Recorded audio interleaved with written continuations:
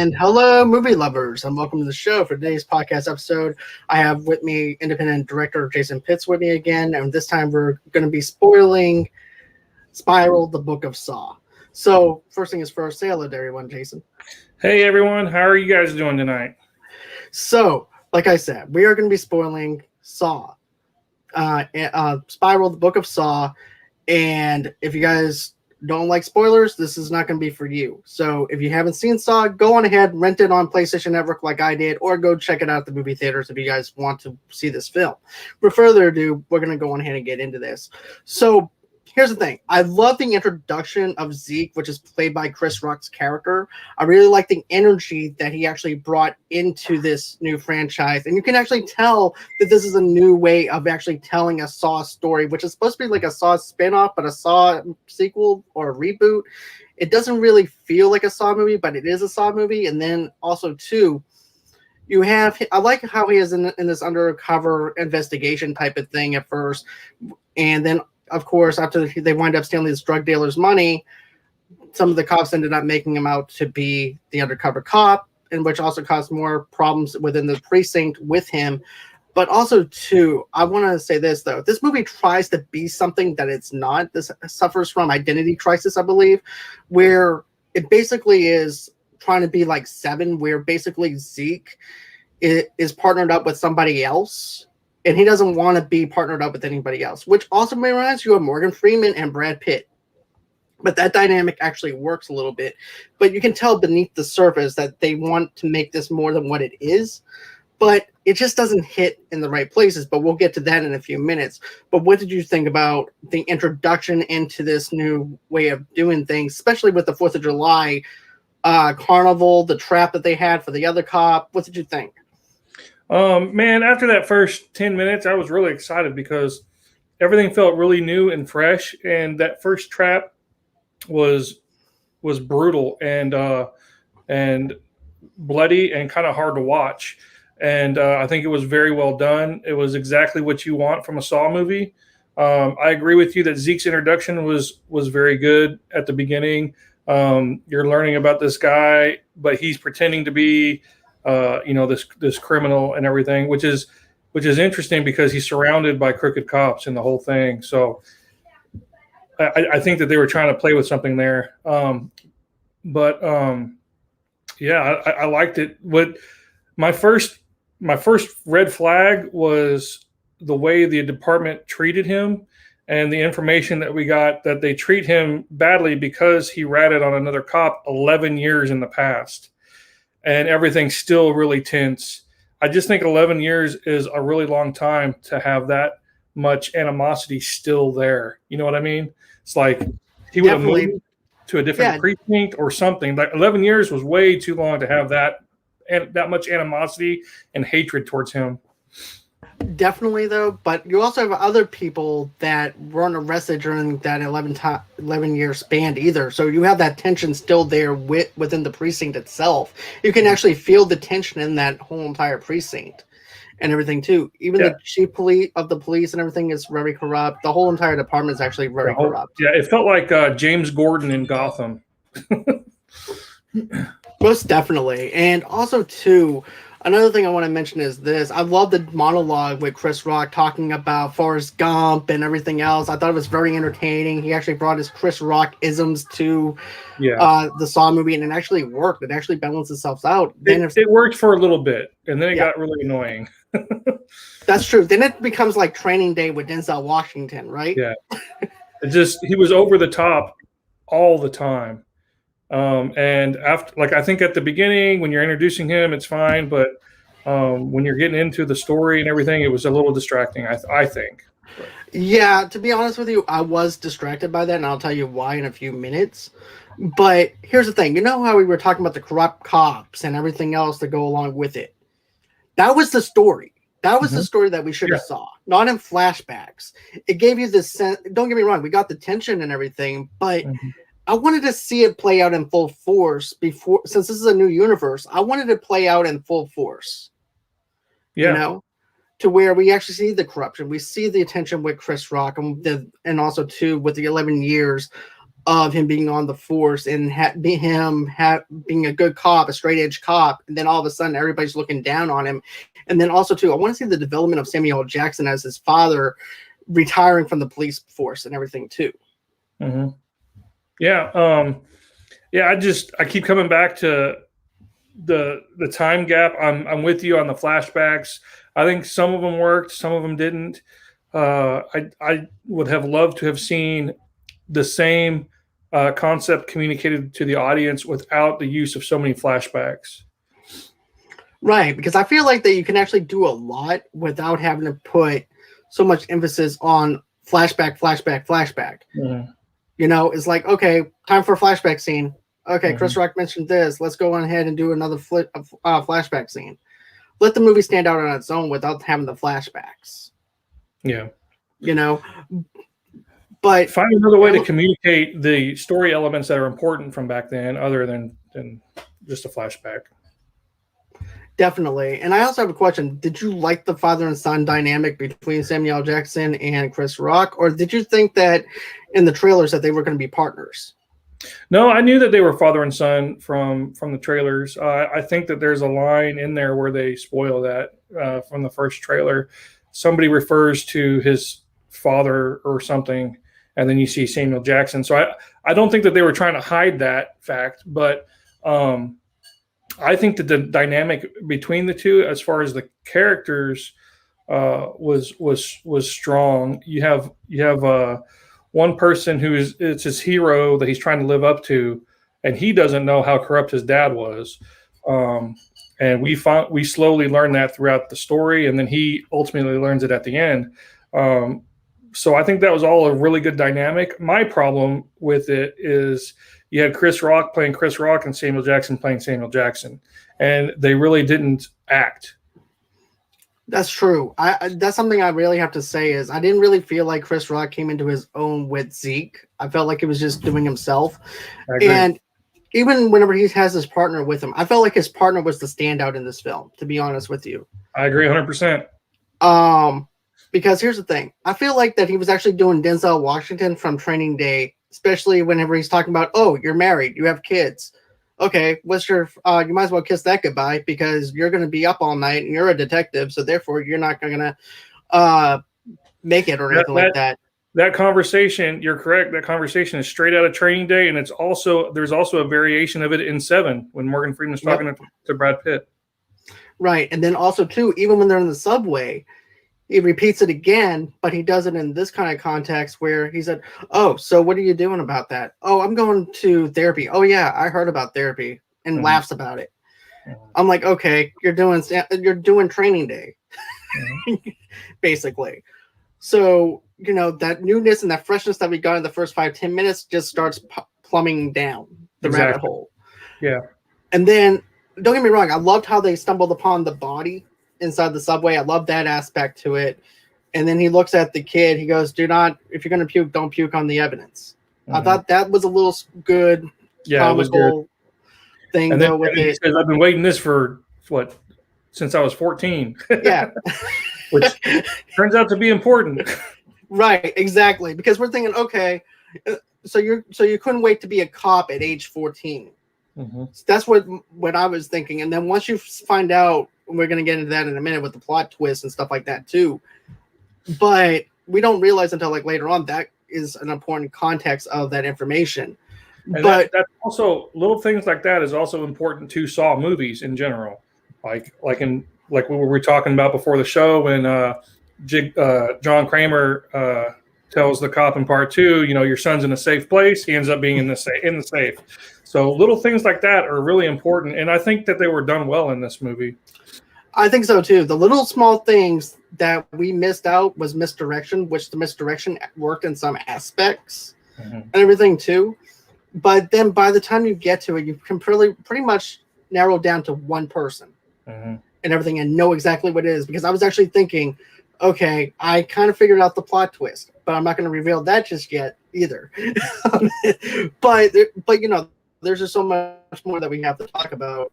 But then there's also the mystery element of where the hell is Samuel L. Jackson at whenever he said, okay, son, what we'll do is we'll go over your case and everything, and we'll look at it. Of course, you know he's going to go missing. Yeah. And then we wind up finding out that they're actually taking down corrupt cops, which is a new, fresh take in a sense because of the fact that they're going after corrupt cops. And I see. There's that line in the movie where Chris Rock says Jigsaw never targeted cops, right? But he did. I had a huge problem with that. Like, Donnie Wahlberg's character was a cop in part 2 who was targeted because of his crookedness. Everybody that was in the house in part 2, he set up. He planted evidence. It was all about him being a crooked cop. And then the sequels that followed, his friend from the SWAT guy, I think his name was Hobbs. Yeah. Like part 4 was all about teaching him not to run through doors, chase through doors. Jigsaw targeted cops throughout the whole freaking series. So I was like, what is that about? Exactly. And then also, too, there was also another thing that I want to mention as well is the fact that I didn't like how I liked the mask for the pig and stuff like that, but the voice didn't have that creepiness to it that it needed. It felt like more like a puppet show type of voice than it like Kermit the Frog dressing up in a pig's outfit, pretty much. Yeah, I agree. I love the pig and the symbolism behind that because he is like going after cops, crooked cops, and the pig, whatever. I thought that was really a cool twist. But the voice, I mean, I was okay with it. It wasn't the Jigsaw voice that we all know, but it is what it is. Okay, so let's talk about this for a minute. I feel like when we're getting, is it just me or did you think it might have been Zeke? That might have been the one that was behind it sometimes, because he would go up to a scene as soon as he would actually get a piece of something that belonged to one of the victims. He'd be like, okay, this is the badge number. He matched up the badge number. Oh, it belongs to this detective. And then all of a sudden he knows where that building's at. So let's go ahead along for the ride and go to that building because that's where he knows. That never occurred to me, but that would have been interesting if he was the killer at the end, cleaning up his crooked department. He's the only one. I mean, it makes sense. There's a motive there. He's the only one who has been playing it straight for 11 years, and they've been crapping on him. And then he just snaps one day and just starts taking them out. Right. And I feel like the traps were not, how we used to get the traps, and they were used to be for like the wow factor. And they were there for a reason. They were there to give that character a certain arc. Let's use the example of Donnie Wahlberg's character, for example, or Amanda's character. She ended up having that thing over her head, and of course she wanted to kill herself. Jigsaw gave her a reason to live, and gave her a choice to live. With this one, they don't even give the person a chance to redeem themselves. They're like, well, I think all the traps in this one were survivable. You just would have been mangled beyond, like you probably wouldn't even want to live afterwards if you survived it. Right. So yeah, I see your point, but I do think that they were survivable. They kind of went along that basis of the old Jigsaw traps where you could make it out and be okay, but these ones you would have been jacked up. Yeah, definitely, especially the Samuel Jackson trap that we're going to get into later on. But what did you think of some of the traps, though? I mean, I wish that they would actually shown the layout of the traps, the person of it actually happening to the person, not after what happened to the person. Because normally they show the body first, and then they go on ahead, go through the flashback part of what actually went down, because the cops are actually analyzing the body and having that whole entire detective thing. This one didn't do that. No. I thought some of the traps were really cool. The first one was awesome. I think the finger one was cool visually, but as far as a Jigsaw trap that you should be able to survive, I just don't think that was very practical as far as like a Jigsaw trap. This person would not want to survive, they would not want to live even if they survived that. And then, of course, the trap in the basement with the hot oil pouring over her. Yeah, you even if you survive that, you're not going to want to stick around. No, exactly. I know that I on wouldn't want. that level, I think the traps mostly missed the mark, but on like the gruesome level and visually getting a response from that, I think they worked. Another thing, though, too, I feel like there might have been, you know how they use the hot wax? There was actually another scene where they kind of used the dripping water for the electrocution part, which I was like, okay, another dripping water scene, another something that's going to be dripping. It didn't give me that wow factor. It was like, okay, this is kind of repetitive, you know? I can see that. And I felt kind of bored with the traps in this one, and I wanted to like them so much because that's what the point of a Saw movie is. Yeah. Yeah, and just like the psychology behind the traps, I think in this particular one, like there was a reason for each one, so I thought that was cool. Like there's a reason he targeted the tongue, a reason he targeted the fingers, there was a reason for each of them, which I thought was interesting. Even Samuel Jackson's trap, there was a reason for it because symbolically he's the captain of the department, right? He's the one that controls everything. He's the puppet master of the department. Right. So he turned into like a puppet. Exactly. You see, I love that trap. That trap to me was the best one out of them all. And not only that, but it was also that little puppet was actually foreshadowing in every single video and everything. So that was like the only thing I could say that was actually had that Kramer-ness of the other Saw movies, to be honest with you. Yeah. So a couple things here that I think we can talk about that I did not care for. The trap in the basement with the hot wax and the captain. How long do you think that would have taken for him to set up? I would have to say at least a couple of hours. Couple hours, right? Right. And he's down there in this basement and nobody goes in there and notices him setting all this. It is the evidence locker. Up. How much crap did he have to move in for to do that? It's just a little unbelievable that he was able to spend that much time in a basement of a police precinct and never get noticed. Exactly. Don't get me wrong. By the way, the killer is the rookie and everything too. But you would think that, hey, where's your partner at? Where is he all this time? At this point in the movie, he's supposedly dead. He did. And everybody knows it. So if somebody saw him, they would have been like, you're not dead. You're supposed to be dead. Right, exactly. But another thing, though, that I really have to say is I had a feeling that he wasn't dead. Because I was like, I don't know. The way that they're... Oh, can you hear me okay? Yeah, I can hear you. You just glitched for a second. Yep. Hold on. We're running into a little bit of difficulty. Okay. Can you hear me okay? Yes. Okay. Can you hear me? Hold on one sec. Let me do this.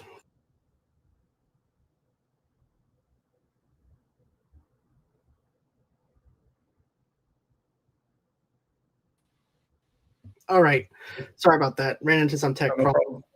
Okay, so my point is this. Whenever they were showing that scene where they were slicing the partner's skin, I'm like, something about this just seems way too fake for it to be true. And I don't get me wrong, I know knives are sharp, but it was like it was cutting the layers of the skin a little too well, if you know what I mean. Yeah. And then he also had that fake tattoo and everything too. He goes, "Oh, that was my father's." I'm like, okay. So now you're Leatherface. Yeah. So yeah, that was all weird. And the way that they chose to reveal the traps, like your point earlier, how they find the body, and then as the detectives are kind of piecing together what happened, we see these flashbacks of the trap and everything. I think they did that in this particular movie to set up the fact that we don't see the partner die, and it wouldn't be a red flag, but it did not work. As soon as the box came with his skin in it, and we never saw his trap or him die, like it immediately was like, oh my God, it's him. He's the killer. Right. Right. Right. Did you not feel that way? Yeah. Right, because that's what I was talking about. It winds up becoming narrowed down to one person. Yeah, it's so obvious. In a franchise that is so, loved for its twists, this one completely failed. Definitely.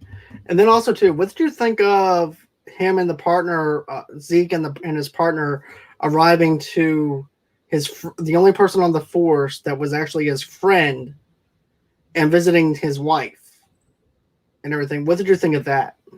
I thought that was okay. I thought that was actually better than what we got, to be honest. That was a pretty good scene.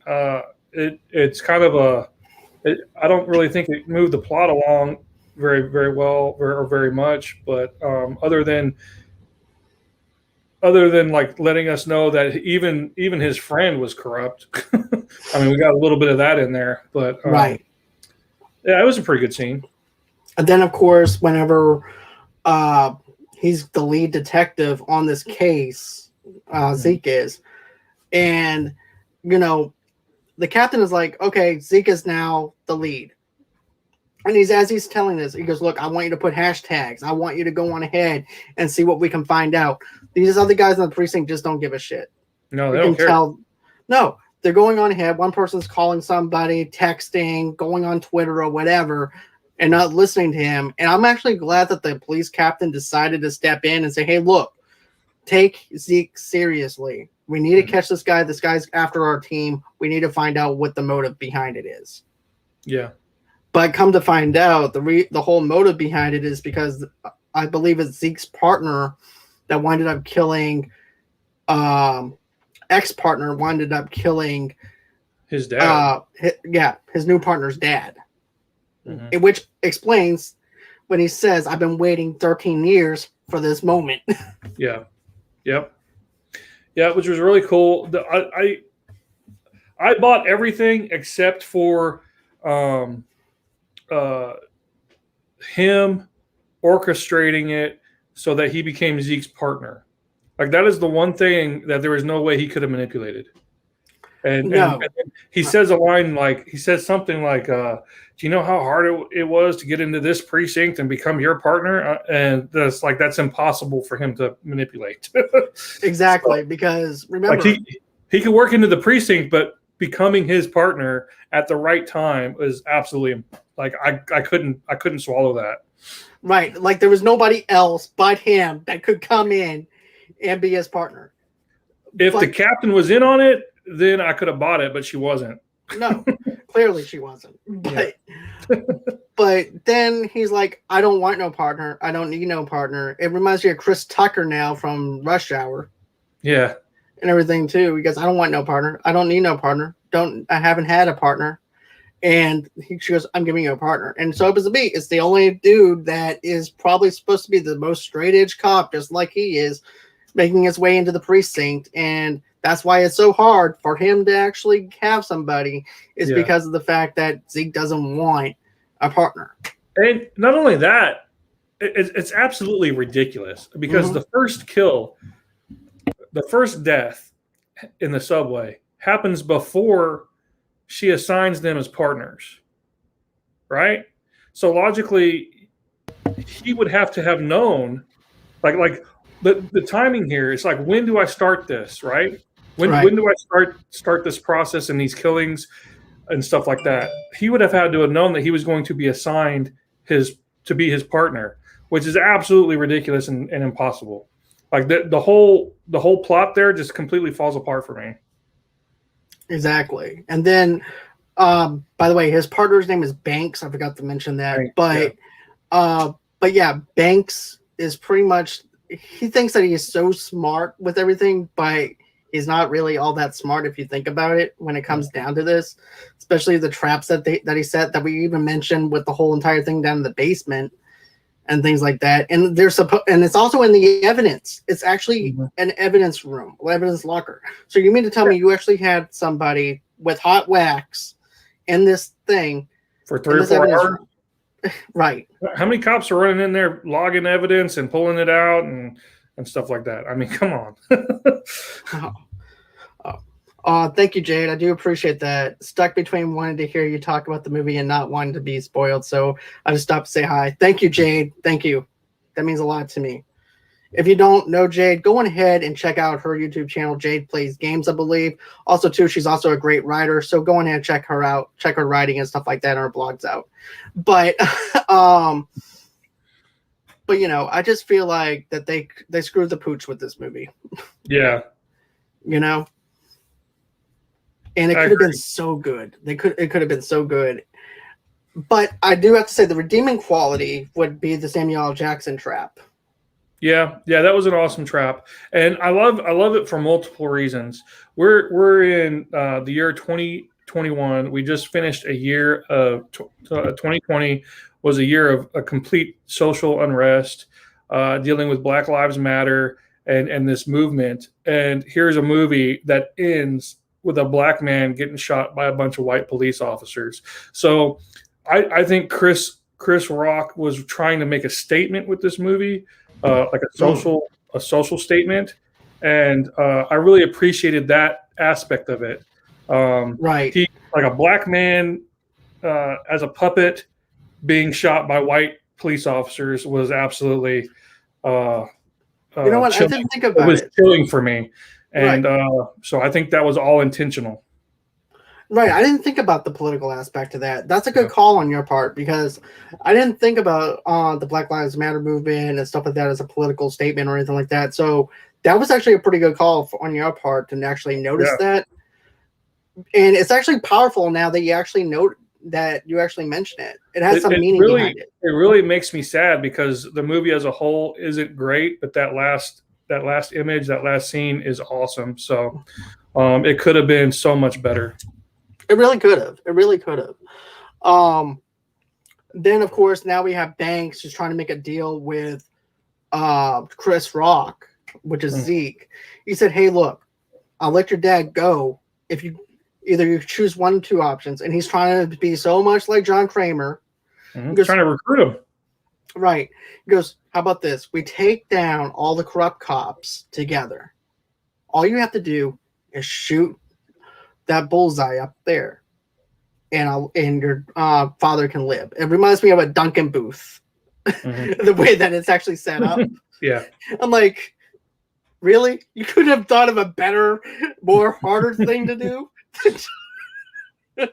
But you know, I'm like, okay, it is what it is. So Zeke winds up shooting it. His father supposedly was going to live, but all this blood is actually dripping out of him because it's actually quarts of blood that's and everything that's actually dripping. Yeah. Which I love. That's why I like this trap because it's actually harder to get out of. You actually need somebody to actually help get him out of this trap. Also, too, it wasn't a trap for Samuel Jackson's character. He wasn't the target. It was Chris Rock's character. Right. Yeah. And another thing though too I want to mention is this. There's actually another part with the corrupt cop with the glass. Yes. Oh my God. Oh my God. That scene was phenomenal. Very well done. That would have to be honest with you, those two traps were the only two things that actually worked in this film. Yeah. To be honest. The first trap too, I think. Yeah. So basically we have three traps that actually worked. Yeah. If you think about it. But oh my God. And you can tell, and of course he gives him a hint. You have to take out the trash. Yeah. Yeah. And the keys in the trash can. Yeah. Yeah. Because at first crazy. Now, I have a question. Now, whenever he picks up that saw, did you think he was going to cut his wrist to get out of that handcuffs? Or did you think that he was going to get out of it easy because Banks wants to recruit him? I think that I thought that there was a possibility he could have gone for the wrist. I love the throwback to the first Saw movie there. But the hairpin, it was just, I guess it was there because he wanted him to get out, but I don't know. It was just a little too convenient for me that, you know, this other thing was just sitting right there that he could use to pick the lock. Oh, Jade has a question. Should I rewatch all the Saw movies before watching this one, or will I be okay watching this one as a standalone? Okay, I'll let you go first, and then after that, I'll go. You do not have to watch all the other Saw movies to enjoy this one or to watch it and understand it. It is a standalone movie. The only thing you have to know is that there was a character named John Kramer who was a jigsaw killer. That a character in this film is copycatting. Exactly, which has that Seven kind of vibe that I mentioned earlier and everything too. So, I know Jay's a big, huge fan of the Saw franchise and everything too. So yeah, I couldn't say it better myself though, Jason, that you don't have to watch this one, all the other Saw movies to enjoy this one, or if you want to check this one out for yourselves. So yeah, I recommend you can just go ahead, watch this for its own spin-off movie or reboot or however you want to actually categorize this one. Because Chris Rock went into the studios parading this film as a new spin-off movie or a new way of telling a Saw movie versus rebooting the franchise. And I absolutely commend him for that, and I'm thankful that he did it. I love the Saw movies. I think they're fantastic. I just, I will watch them if they keep coming after this, and I will like aspects of them, but the execution in this one wasn't great. Oh, but definitely I'm thankful that it exists. Same here, because I have a feeling if this is going to be, even though people are not really enjoying it that much, this here's the thing: I want Saw to be back in theaters in October. Yeah, to have that Halloween flavor to it, because that's why we went 10 years where that was a tradition. Saw movie, it's October. I'm gonna go watch a Saw movie. And I feel like that's what it's missing is the October release date too. Yeah. Minus but I feel like if they're going to do it with Chris Rock and the actor that plays Banks, and don't get me wrong, comedians are very dark when it comes down to certain aspects of their lives and everything else, and they can actually put that into their screenwriting. Imagine what the traps would be like if Chris Rock and Banks worked together. If Zeke and Banks work together, it could be pretty crazy. It really could, because don't forget, we still have the corrupt woman cop that's still there, which I was thinking that she was going to die in this movie, as well, and she didn't, because they still have to clean house. They still have to do a lot more. There's still a lot more to do, and both characters survived, so they're still out there. But let's go on ahead. So, of course, we wind up saying Samuel Jackson winds up killing, shooting one of the cops. The cops wind up shooting Samuel Jackson. At that point, too, there's also another thing that winds up happening before that, because you can see Zeke in his mind thinking all this through, if he should join him or not. And at that same time, the SWAT team is coming up. And then, of course, he winds up letting his father live. Then after that, he starts beating the hell out of Banks and everything. So what do you think was going to go down during that time? Well, it was a throwback to Saw 2 with the elevator, even down to the cop beating the crap out of the villain. Like, all of that happened in Saw 2 when Donnie Wahlberg's character beat the snot out of John Kramer, and then he escapes through the elevator. So I thought that was a really cool throwback to Saw 2. I really like that scene. The whole ending scene I love. From the glass trap to the end, I thought was brilliant. It just the way we got there was not good, and there were just way too many plot holes throughout the whole story. But that last 10 minutes was very strong. I agree. The last 10 minutes of the film is the reason why you came to see a Saw film. Yeah. With the reveal, with the last trap, with playing mind games with the main character, wondering if this main character is going to survive, if his father's going to what's going to happen to the father. That setup works just fine to me. The reveal was really poor. Yeah, the reveal was poor, but everything else was good. Right. But basically, if you're going into a Saw film, if you're excited to see the reveal, you're going to be let down by it. But that's why you go and see this movie for like the last 10 minutes is for that reveal. Yeah. And everything. And that's what's supposed to be fun, but it just doesn't land that execution like you want it to. Terrible execution. But and another thing is I wanted to know more about Banks's link to Jigsaw, other than just like there was no link really. Not like there was one line where he says John Kramer was right. People have to learn to live, or something like that, and that was all we got. Like, we don't know why he idolized Jigsaw. We don't know why he chose to take these cops out in this manner. We don't know if there's any type of link between him and John Kramer. Well, we just do not know, and we didn't get any of that. Not well, even the only motivation that we got was the fact that a corrupt cop killed his father, and that's what made him want to be a cop and work with Zeke, because Zeke is a straight edge cop, which also leads him working with Zeke, and now it's up to them two to be like the Captain America of the Saw world and take out corrupt cops. But all of which has nothing to do with John Kramer or Jigsaw. No, definitely doesn't. So why choose this manner and go through all of this work to learning how to build all these traps and stuff?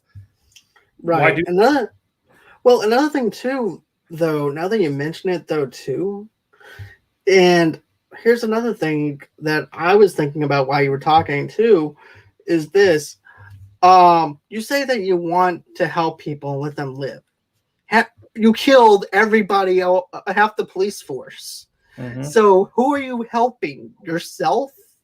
Because, it's all about redemption. And in this story, there is no redemption. Exactly. So basically, you don't have a redemption story, a story arc for any of the characters. Yeah. There was no story arc at all. It was pretty much what you see is what you get. I believe that maybe there might be some scenes that might have been cut out of the film, probably. It's very possible. Or they're trying to save some of this meat for the sequel. But I think that was a mistake. Like, we should have got more connection or motivation of why he chose this MO of John Kramer's. Exactly. But as far as the rating for me, I'm going to have to give this at least a 2 out of 5, to be honest. I want to go fresh, but I just can't do it. Yeah. I'm going to go 2.5 because of the opening and the ending. Mm-hmm. Everything in the middle is you can skip it. Watch the first 20 minutes and then fast forward it and watch the last 15 and you're good. Right. Because not only that, but I also feel like in a way that this probably might be the shortest of the franchise for Saw. That's just me. Mm-hmm. Because it seemed like the other films were a little longer. Yeah. And took a while to develop. The other films were shot kind of unconventionally in like a music video type style. Mm-hmm. And this one didn't have any of that. So the other ones felt like they went a lot faster because of that style of editing.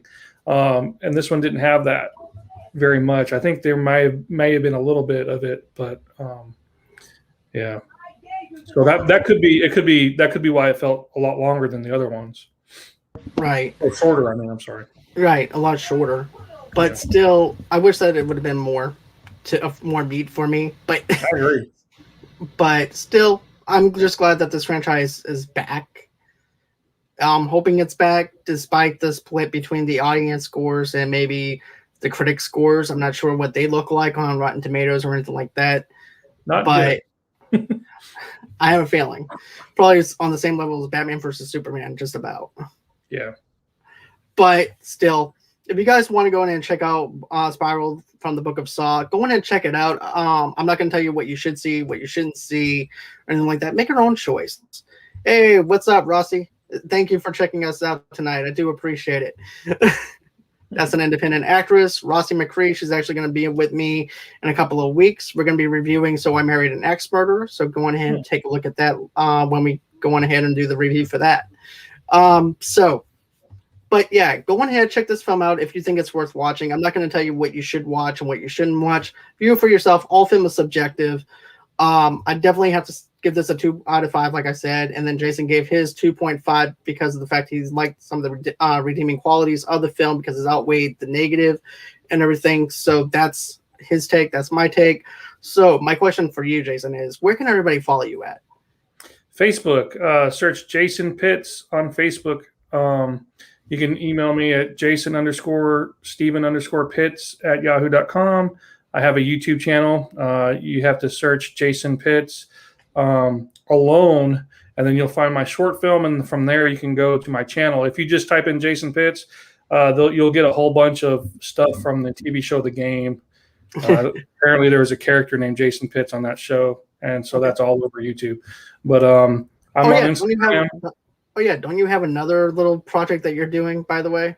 Yes, in October, my team and I are shooting a Jason Voorhees fan film. It's called Voorhees Night of the Beast, and that is we really need all the help we can get